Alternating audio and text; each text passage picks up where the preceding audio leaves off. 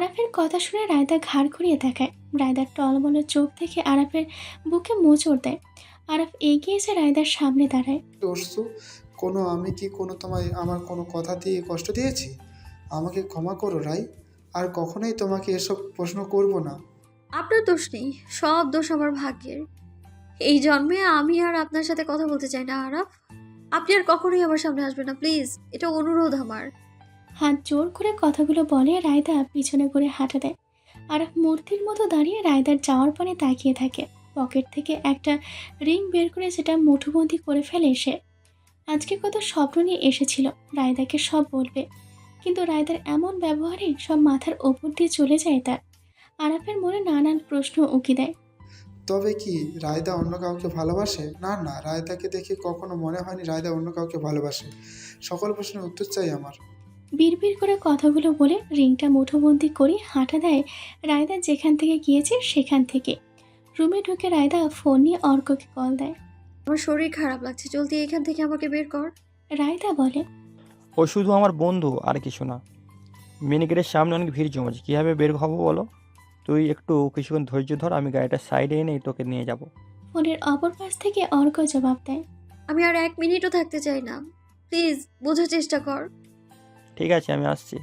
Arka call কেটে চিন্তায় পড়ে যায় কিভাবে এখান থেকে বের করবে রায়দাকে। মেন গেটের সামনে ভিড় জমেছে ছবি তোলার জন্য। ফাহিম আর বাপ্পিকে বিষয়টা বললে ওরাও চিন্তায় পড়ে যায়। হুট করে দরজায় কেউ নক করে। পায়েল গিয়ে দরজা খুলে দেয়। রুমের ভেতর চামেনি আর শ্রেয়া প্রবেশ করে।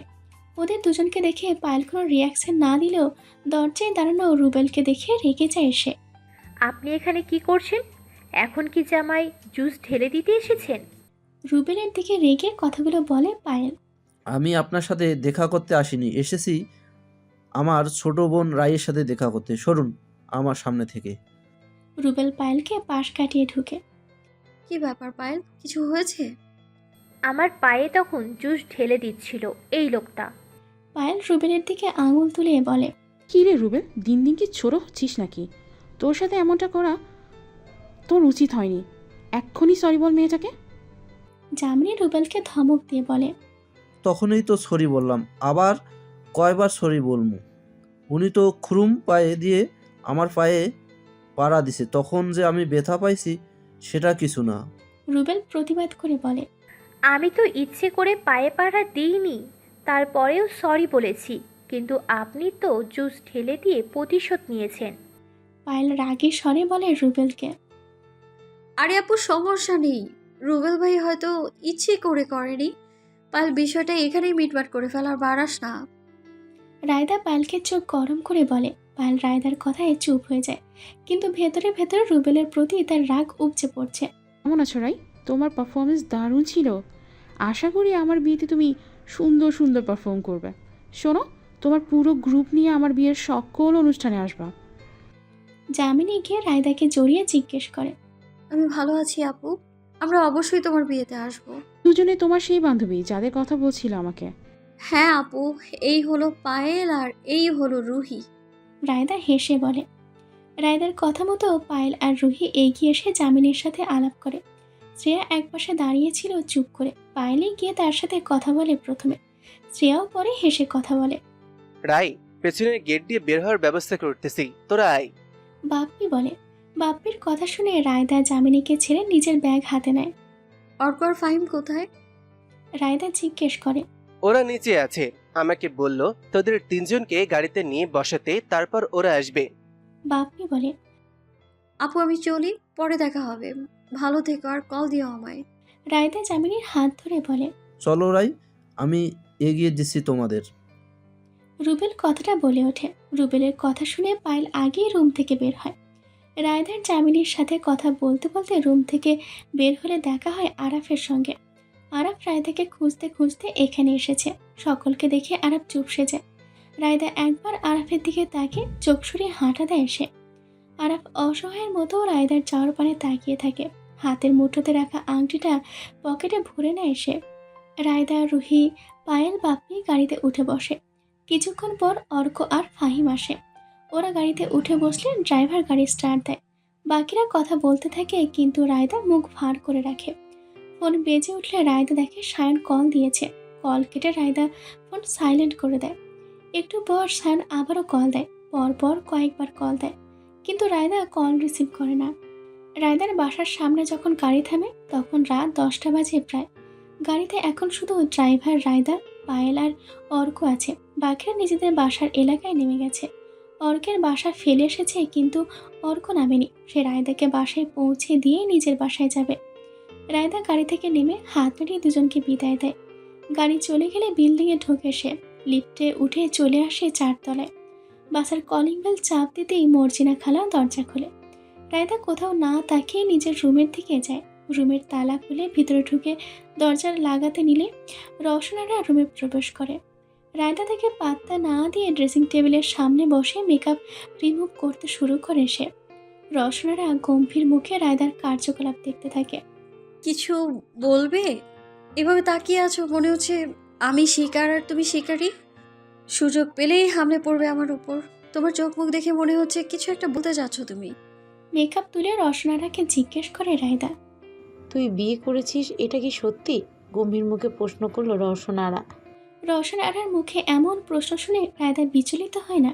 সে মানসিকভাবে প্রস্তুতি নিয়েই রেখেছিল যে কোনো দিন রওশনারা এসব জানতে পারবে, সেটা ভেবেই। কে বললে নিউজ? রায়দা চুল আঁচড়ে জিজ্ঞেস করে। তুই কি চেয়ারম্যানের সেই লাফাঙ্গা ভাগিনাকে বিয়ে করেছিস? যেটা জিজ্ঞেস করিস সেটার উত্তর দিবি, বাড়তি কথা বলবি না। যে খবর দিয়েছে সে তো বলেছেই বিয়ে হয়ে গেছে। তাহলে আবার জিজ্ঞেস কেন করছো? নাকি বিস্তারিত শুনতে চাইছো? কোনটা? রায়দার এমন খামখেয়ালি কথা শুনে রওশনারা রেগে যায়। দ্রুত হেঁটে এসে রায়দার চুল ধরে ডান গালে চর বসায় তিনি। তোর যখন ওই ছেলেই পছন্দ ছিল তাহলে বললি না কেন আমাদের?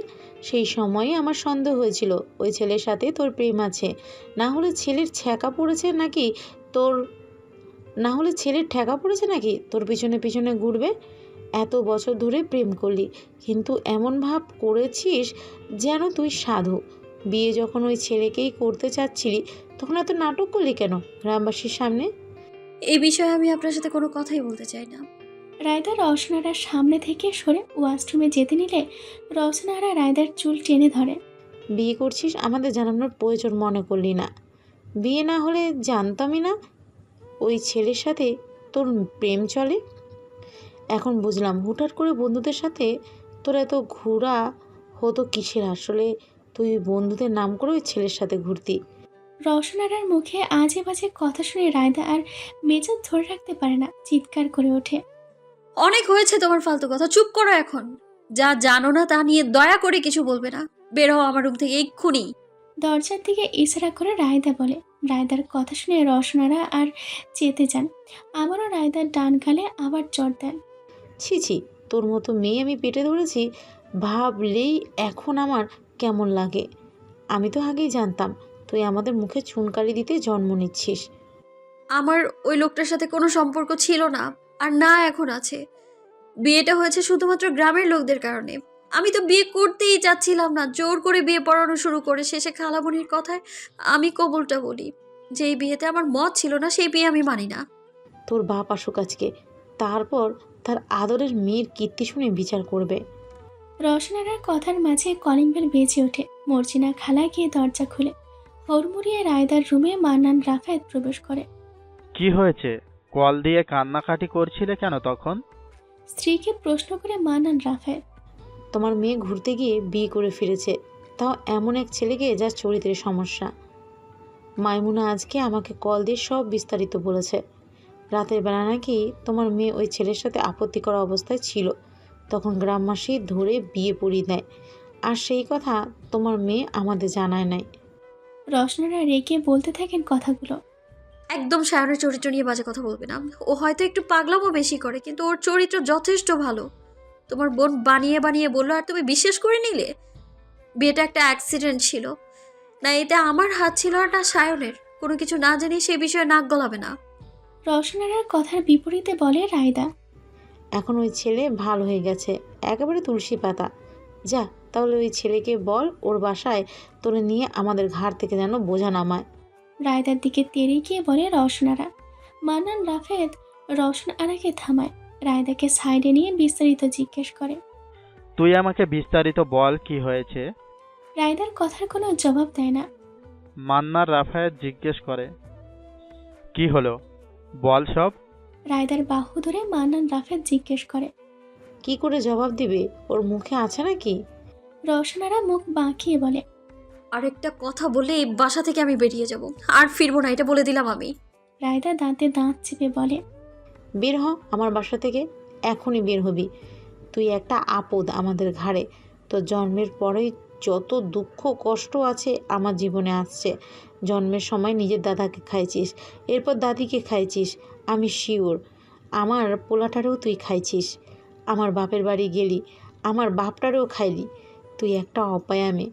তোর পা যেই বাড়িতে পড়বে সেই বাড়ির মানুষগুলো শেষ করে। রওশনারার মুখে এমন কথা শুনে রায়দা আর এক সেকেন্ডও সেখানে দাঁড়ায় না। লাগেজ বের করে নিজের কাপড় চোপড় ভরতে শুরু করে সে। মান্নান রাফেদ বারবার রায়দাকে থামানোর চেষ্টা করে কিন্তু পারে না। লাগেজে কাপড় পরে রায়দা সোজা চলে যায় ফ্ল্যাটের দরজা খুলে বের হতে। পিছন থেকে মান্নান রাফেদ রায়দার হাত ধরে আটকায়। আমাকে যেতে দাও বাবা, না হলে তুমি আমার মরা মুখ দেখবে। রায়দার এমন কথায় মান্নান রাফেদের হাত আলগা হয়ে যায়। দরজা খুলে লাগেজ টেনে নিয়ে রায়দা সিঁড়ি নিয়ে নামতে শুরু করে। মান্নান রাফেদ অশ্রুসিক্ত নয়নে মেয়ের যাওয়ার পানে তাকিয়ে থাকে।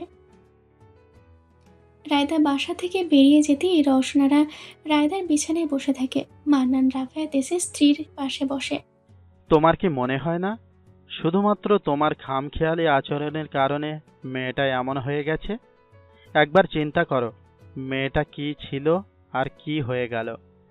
যেই মেয়ে নিজের রুম থেকে তোমার আদেশ ছাড়া এক পাও বাইরে দিত না, সেই মেয়ে এখন ঘরেই থাকে না। তোমার অতিরিক্ত শাসন আর অবহেলায় মেয়েটা আজ এক রেখা জেদি। মান্নান রাফেদের কথা শুনে রওশনারা ভাবনায় পড়ে যায়। আমার মনে হয় না আমি ভুল কিছু করেছি। মেয়েকে শাসনে রাখতে হয় না বলে মেয়েকে শাসনে রাখতে হয়, না হলে মেয়ে মান সম্মান খুইয়ে আসে। তারপর তুমি যেদিন থেকে বলেছো আমি ওর ব্যাপারে নাক গলানো বন্ধ করে দিয়েছি, এরপরেই দেখো মেয়েটা কেমন বেপরোয়া হয়ে উঠেছে। না তোমাকে সম্মান দেয় না আমাকে দেয়। আমি শুধু ছেলেটার বিষয়ে যা শুনেছি তাই জিজ্ঞেস করেছি। এত এত রাগ করার কি আছে? আরেক ছেলের জন্য আমার সাথে তোমার মেয়ে ঝগড়া করলো, সেটা কিছু না? রওশনারা জবাব দেয়। এখনো তুমি তোমার ভুলটা দেখবে না জানতাম আমি। মনে রেখো দড়ি বেশি টাইট দিলে ছিঁড়ে যায়। আর ওই ছেলের ব্যাপারে জানার আগ্রহ মোটেও নেই আমার। তবে আমার মেয়ে যদি ওর সাথে সংসার করতে চায় আমি পূর্ণ সমর্থন দিব, তাতে ছেলে যেমনই হোক। মেয়েটা জীবনের এক অংশে ভালোবাসা পাক আমি চাই। কথাগুলো বলে মান্নান রাফেদ উঠে দাঁড়ায়। রওশনারার কথা পাত্তা না দিয়ে মান্নান রাফেদ নিজের রুমে চলে যায়। মান্নান রাফেদ ভালো করেই জানেন তার স্ত্রী আর মেয়ে দুজনের সমান জেদি। মাঝখানে সে জাদা কলে পিষ্ট হচ্ছে। রায়দা যে এখন গিয়ে বন্ধুদের বাসায় উঠবে সেটা মান্নান রাফেদ জানে। তাছাড়া অর্ক রায়দাকে একা ছাড়বে না সেটাও অজানা নয়। বাসার পাশে একটা রিক্সা ভাড়া করে সেটার ওপর লাগেজ নিয়ে বসে আছে রায়দা। রাগের বসে লিফট রেখে সিঁড়ি দিয়ে নেমেছে, যার কারণে হাত ব্যথা করছে। রিক্সাওয়ালা মোবাইলের রেডিও ছিঁড়ে তাতে গান শুনছে। রায়দা মোবাইল বের করে সময় দেখে আর আশেপাশে দেখায়। দূর থেকে বাইক আসতে দেখে রায়দা বুঝে যায় কে আসছে। বাইকটা এসে রায়দার বসা থামা রিক্সার পাশে দাঁড়ায়। হেলমেট খুলে অর্ক হাই তুলে। কিরে আবার ট্রিপে যাচ্ছিস নাকি আন্টির সাথে ঝগড়া করে? এই কতবার রাগ করে বের হলি বলতো? বাইকে বসে গালে হাত দিয়ে প্রশ্ন করে অর্ক। সম্ভবত এটা পঞ্চমবার। ভেবে রায়দা জবাব দেয়। জি না, এটা নিয়ে ষষ্ঠবার তুই আন্টির সাথে ঝগড়া করে বাসা থেকে বের হয়েছিস। ওহো, একবার কম বলছি, আজকে এটা নাগুনেই। রায়দা হেসে দেয় কথাটা বলে। অর্ক রায়দার হাসি দেখে হাসে। দুজনের কথার মাঝে রিক্সাওয়ালা বলে। এই তারছিরা আমার প্রেমিকা না মামা, শুধু বন্ধু। এই তারছিরা আমার প্রেমিকা না মামা, শুধু বন্ধু। বাড়িতে যাবেন তার আগে ওরে পৌঁছে দেবেন। রিক্সাওয়ালা অবাক হয়ে প্রশ্ন করে। এক মেয়ে বাইকে চড়তে পারে না, তাই আপনার রিক্সায় পৌঁছে দেবেন। কিন্তু এখন যাবি কই? ফাহিমের বাসায় দিয়ে আসবো নাকি পায়েলের বাসায়? না, এত রাতে কারো বাসায় গিয়ে বিরক্ত করব না। তুই কোনো হোটেলে আমার থাকার ব্যবস্থা করে দে। বাইক স্টার্ট দিয়ে বলে অর্ক। বুঝছি আবামনি, চলেন দেখি কি করা যায়। মামা আমাকে ফলো করে আসতে থাকেন পিছন পিছন। অর্কের বাইক চলতে শুরু করে, পিছনে রিকশায় রায়দা বসা। মিনিট 20 পর অর্কের বাসার নিচে এসে রিকশা থামে। অর্ক বাইক পার্ক করে রিকশার ভাড়া মিটিয়ে রায়দের লাগেজ নামায়। তুই কি আঙ্কেল আন্টির ডাউট সত্যি করতে চাচ্ছিস? এত রাতে এভাবে লাগেজ সহ আমাকে দেখলে ভাববে তোর হাত ধরে বাসা থেকে পালিয়ে এসেছি আমি। রায়দা অর্ককে থামিয়ে বলে। রায়দার কথা শুনে অর্ক হাসতে থাকে। পাগলের মতো হাসছিস কেন? ধুর, তোর সাথে কথা বলার না বলে একই কথা। বিরক্ত হয়ে রায়দা বলে। এক আত্মীয়ের বিয়ে ভাইয়া, আপু মামা বাবা সবাই সেখানে গেছে, তারা আগামীকাল ফিরবে। আজকে রাত তুই নিশ্চিন্তে থাকতে পারবি। অর্কের কথা শুনে রায়দা খুশি হয়। যাক, বাঁচলাম। কিন্তু তোর আন্টিকে বলা উচিত আমাদের মধ্যে কোনো সম্পর্ক নেই। প্রতিবার আন্টি কল দিয়ে বলে, মা তুমি বললে তোমার মায়ের সাথে কথাটা বলে বিয়েটা আমি পাকা করি, কোনো সমস্যা নেই। অর্কের মতো ছেলে তোমাকে পেলে ধন্য হয়ে যাবে। তুমি শুধু আমাকে কনফার্ম করে বলো তোমাদের সম্পর্ক আছে। অর্কের মায়ের মতো অভিনয় করে রায়দা বলে। অর্ক রায়দার অভিনয় দেখে এক নাগাড়ে হাসতে থাকে। কথা বলতে বলতে সিঁড়ি বেয়ে দোতলায় উঠে যায় দুজনে। বাসার তালা খুলে অর্ক ভিতরে যায়, পিছন পিছন রায়দাও যায়। রায়দা গিয়ে অর্কের রুম দখল করে আর অর্ক নিজের মায়ের রুমে ঘুমায়। ফ্রেশ হয়ে রায়দা বিছানায় শুয়ে ঘুম দেয়। সকাল সকাল সবাই এসে অর্কের বাসায় আড্ডা বসায়। রুহি রান্নাঘরে সকলের জন্য নাস্তা আর চা বানায়। রাই, তোর ল্যাপটপটা দে, একটা ভিডিও নেব। ফাহিম বলে। দিচ্ছি বের করে। ল্যাপটপ বের করে রায়দা দেখে চার্জ নেই। পুরো লাগেজ খুঁজেও চার্জার পায় না। তখন মনে হয় হয়তো চার্জার আনতে ভুলে গেছে সে। চার্জ নেই, আর চার্জার আনতে ভুলে গিয়েছি। রায়দা জবাব দেয়। আমার চার্জার দিয়ে চার্জ দে। অর্ক বলে।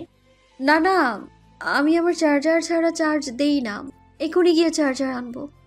রায়দা বলে। রায়দার কথার পিঠে আর কেউ কিছু বলে না। নাস্তা খেয়ে রায়দা নিজের বাসার উদ্দেশ্যে বের হয়। বাসায় গিয়ে কলিং বেল দিলে মর্জিনা খালা দরজা খুলে হাসি মুখে।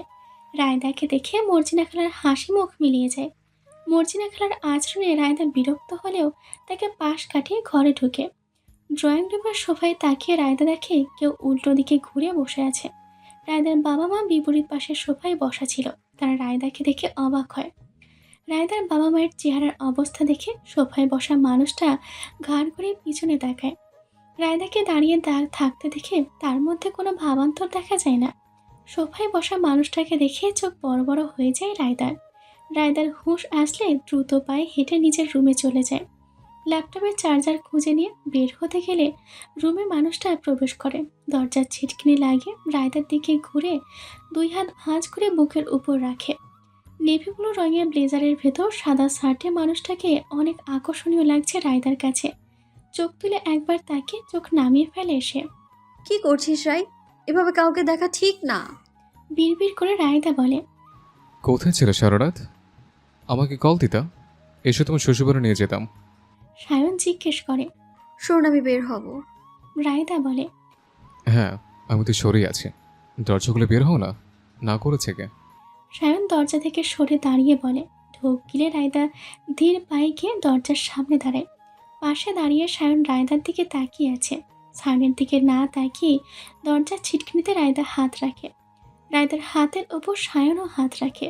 সায়নের স্পর্শে রায়দার শিরদাঁড়ায় বেশ শীতল কিছু বয়ে যায়। ঘাড় ঘুরিয়ে পিছনে তাকাতে নিলে দেখে সায়ন তার পিছনে দাঁড়িয়ে আছে। সায়ন নিজের অপর হাত দরজার উপর রেখে রায়দাকে বন্দি করে ফেলে। থুতনি এগিয়ে এনে রায়দার কাঁধে রাখে এসে।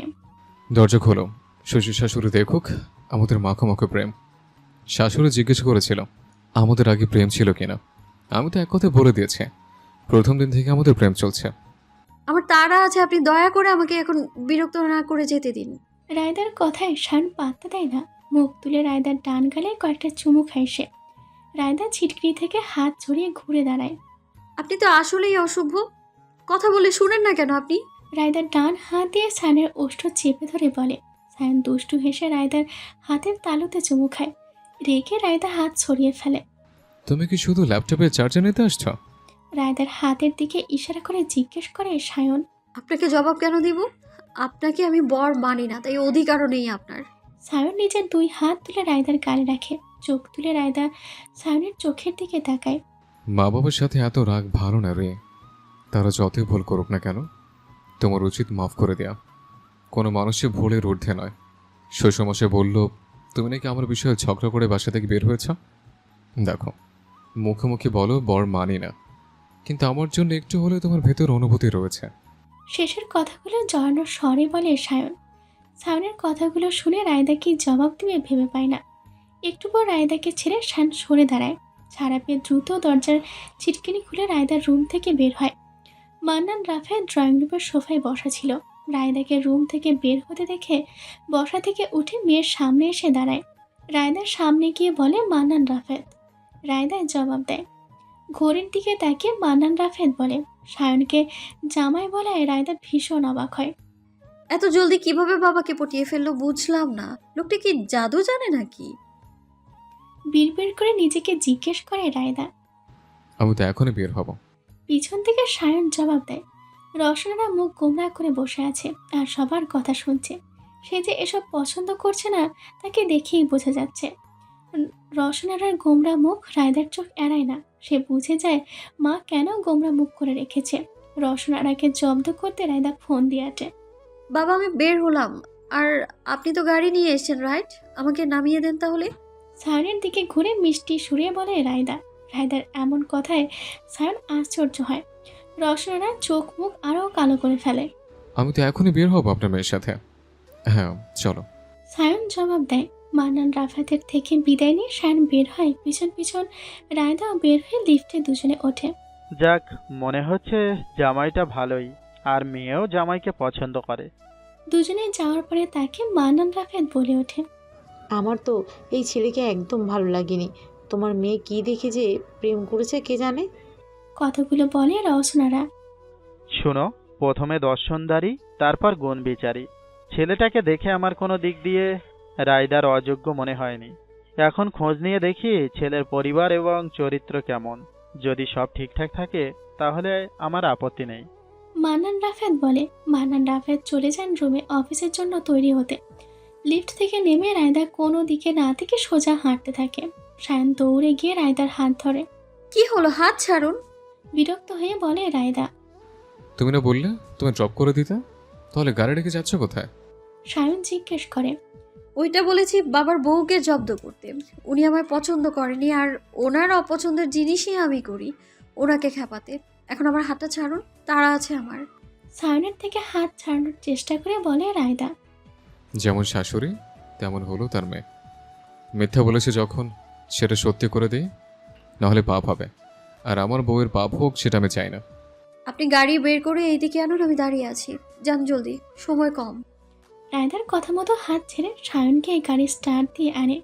এসে দেখে যেখানে রায়দাকে রেখে গিয়েছিল রায়দা নেই। ফোন বের করে রায়দাকে কল দিতে নিলে দেখে রায়দার মেসেজ পাঠিয়েছে। আমি আপনার গাড়িতে উঠতে মোটেও ইচ্ছুক নই। রায়দার মেসেজ পড়ে সায়ন হাসতে থাকে।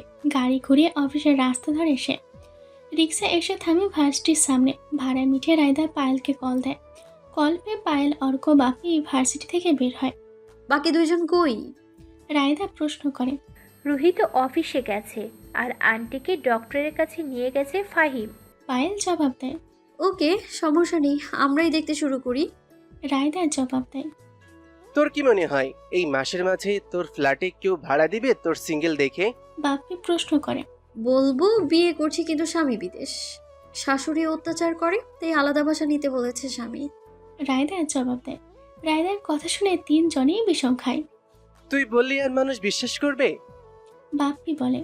আরে চল না, খুঁজে দেখি। বাপ্পির হাত টেনে রায়দা বলে। রাগ করেছিস? কয়েকদিন আমার বাসায় থাক, পরে না হয় নিজের বাসায় ফিরে যাস, যেটা সবসময় করিস। পায়েল বলে। ওই বাসায় আর ফিরবো না, বহু কথা শোনায় আমায়। রায়দা বলে। যদি বাসা পাই তোর জন্য তাহলে আমার আপত্তি নাই, কিন্তু যদি না পাই কিন্তু তোর বাসাতে ফিরতে হবে। অর্ক বলে ওঠে। আচ্ছা দেখি আগে, পরেরটা পরে দেখা যাবে, সমস্যা নেই। রায়দার কথা মতো সকলে ওর সাথে যায় বাসা খুঁজতে। যে কটা বাসা দেখে সবগুলো খালি হবে সামনের মাসে। একটা খালি ফ্ল্যাট পেয়েছিল, কিন্তু তারা পরিবার ছাড়া বাসা ভাড়া দিতে নারাজ। সরাসরি বলে দিয়েছে বরকে না আনলে ভাড়া দিবে না। বাসা খুঁজতে খুঁজতে বিকাল হয়ে যায়। হয়রান হয়ে সকলে গিয়ে একটা রেস্টুরেন্টে বসে। এখন জামাই কই পাবি? বাপ্পি রায়দাকে জিজ্ঞেস করে। আঙ্কেল আন্টি ফিরবে কখন? রায়দা অর্ককে জিজ্ঞেস করে। রওনা দিয়েছে, ফিরতে রাত হবে। অর্ক জবাব দেয়। আঙ্কেল আন্টি ফিরবে কখন? তুই এক কাজ কর, আমার লাগেজটা নিয়ে আয়। আমি আর একটু খোঁজাখুঁজি করি, যদি বাসা না পাই আজকের রাতটা পায়েলের সাথে থাকবো, তারপর কালকে আবার বাসা খুঁজতে বের হব। রায়দা বলে। রায়দার কথা মতো অর্ক বের হয়ে যায়। বাপ্পি আর পায়েলের সাথে রায়দা কথা বলছিল। তখন ফোন বেজে ওঠে। ফোন হাতে নিয়ে দেখে মান্নান রাফেদ কল দিয়েছে। আমি একটু কথা বলে আসছি। কথাটা বলে ফোন হাতে নিয়ে এক সাইডে চলে যায় রায়দা কথা বলতে। কল দিবি বলে আর খবর নেই তোর, কোনো সমস্যা হয়েছে? মান্নান রাফেদ জিজ্ঞেস করে। আরে বাসা খুঁজতেছি, তাই ব্যস্ত আমি। রায়দা জবাব দেয়। তুই কি বাসায় ফিরবি না বলে ঠিক করেছিস, নাকি জামাইকে নিয়ে এখনই আলাদা হয়ে যেতে চাচ্ছিস? মান্নান রাফেদের এমন প্রশ্নে রায়দা বিরক্ত হয়। তোমার বউ আমাকে অনেক প্যারা দেয়, এত প্যারা তো মনে হয় শাশুড়িও দিবে না। আর সংসারের বিষয়ে কোনো আগ্রহ নেই আমার। ঠিক আছে, যা ভালো লাগে কর, তবে আমাকে জানিয়ে রাখিস, যাতে বিপদে আপদে তোর পাশে থাকতে পারি। আচ্ছা রাখছি এখন, পরে কল দিব আবার। কথাটা বলে রায়দা কল কেটে দেয়। কি করবে ভাবতে ভাবতে গিয়ে বন্ধুদের কাছে বসে সে। মিনিট 10 পর রায়দার ফোন বেজে ওঠে। সায়ন কল দিয়েছে দেখে রায়দা কল রিসিভ করে না। কল রিসিভ না করে সায়ন মেসেজ পাঠায়। তোমাকে বাসা ভাড়া নিতে আমি সাহায্য করতে পারি যদি তুমি চাও। মেসেজটা পড়ে রায়দার বুঝতে বাকি থাকে না তার বাবা ইতিমধ্যে সায়নকে কল দিয়ে কথাগুলো বলে দিয়েছে। ফোন হাতে রায়দা উঠে যায় আবারও। রায়দার কাণ্ডে পায়েল আর বাপি চুপ করে দেখছে। তারা বুঝতে পারছে না হয়েছেটা কি। সায়নকে কল দিয়ে ফোন কানে এদিক ওদিক তাকিয়ে রায়দা দেখে আশেপাশে মানুষ আছে কিনা। আপনি এত জলদি বাবাকে পটিয়ে ফেললেন কি করে? সায়ন কল রিসিভ করতে রায়দা প্রশ্ন করে। শোনো, হীরাই হীরাকে চেনে। তোমার বাবা ভালো মানুষ, তাই আমাকে দেখে এসে বুঝে গেছে আমিও তার মতোই ভালো। হেসে উত্তর দেয় সায়ন। যত সব ফালতু কথা। রায়দা বিরক্ত হয়ে বলে। শোনো, আমার এক বন্ধুর ফ্ল্যাট খালি আছে যেটা ভাড়া দিতে চায়। তুমি চাইলে আমি সেটা তোমাকে ভাড়া নিয়ে দিতে পারি। তোমার ভার্সিটি থেকে বেশি দূরে না, কাছে। মাসের মাঝখানে কিভাবে খালি বাসা পাবো আজব? বন্ধুর পুরো পরিবার অস্ট্রেলিয়াতে থাকে, মাঝে মধ্যে দেশে আসলে এই ফ্ল্যাটেও থাকেও। এখনও দেশে নেই, তাই ফ্ল্যাটে অনেকদিন ধরে খালি পড়ে আছে। তুমি বললে আমি ওরে বলবো আমি ভাড়া নিতে চাই, আর ফ্ল্যাটের চাবি আমার কাছে আছে, চাইলে দেখতে পারো। সায়নের কথা শুনে রায়দা গভীর ভাবনায় পড়ে যায়। এত কি ভাবছো রে? তুমি একবার দেখো, ভালো লাগলে ভাড়া নিবা, না হলে নিবা না।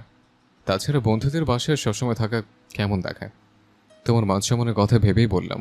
ঠিক আছে, ঠিকানা দিন, আমি আসছি। সায়নের সাথে কথা শেষ করে কল কেটে দেয় রায়দা। একটা বাসার খোঁজ পেয়েছি, যদি ভালো লাগে তাহলে তোদের কল দিয়ে জানাবো, তোরা চলে আসবি।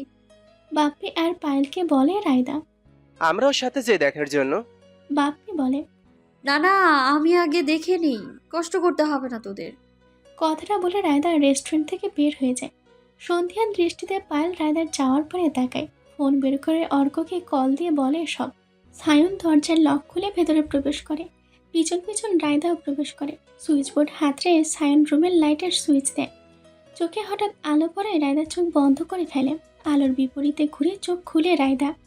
সায়নকে পুরো ফ্ল্যাটের আলো জ্বালিয়ে দেয়। মাগরিবের আজান দিয়েছে একটু আগে। রায়দা ঘুরে ঘুরে ফ্ল্যাট দেখতে থাকে।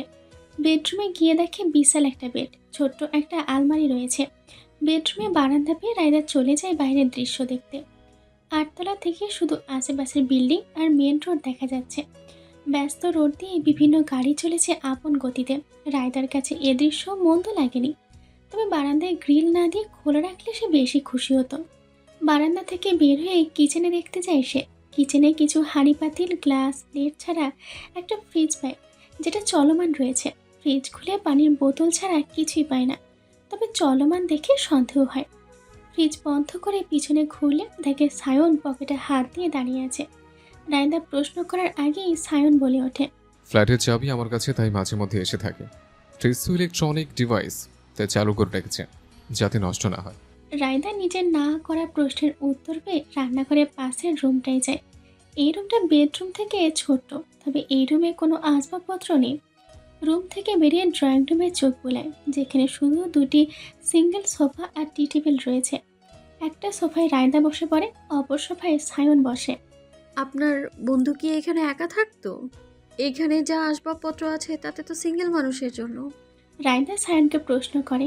হ্যাঁ, ওইখানে মাঝে মধ্যে এসে একা থাকতো, সেজন্য শুধু যা প্রয়োজন তাই কিনেছে। সায়ন উত্তর দেয়। আমার তো ফ্ল্যাটটা পছন্দ হয়েছে, আমি থাকতে রাজি। আপনার বন্ধুকে জিজ্ঞেস করেছেন ভাড়ার বিষয়ে? হ্যাঁ, এখানে আসার সময় কথা হয়েছে, বললে মাসটা থেকে দেখতে, যদি ভালো লাগে পরের মাস থেকে ভাড়া দিতে। না না, আমি ফ্রিতে থাকবো না, আপনি জিজ্ঞেস করবেন ভাড়া কত দিতে হবে।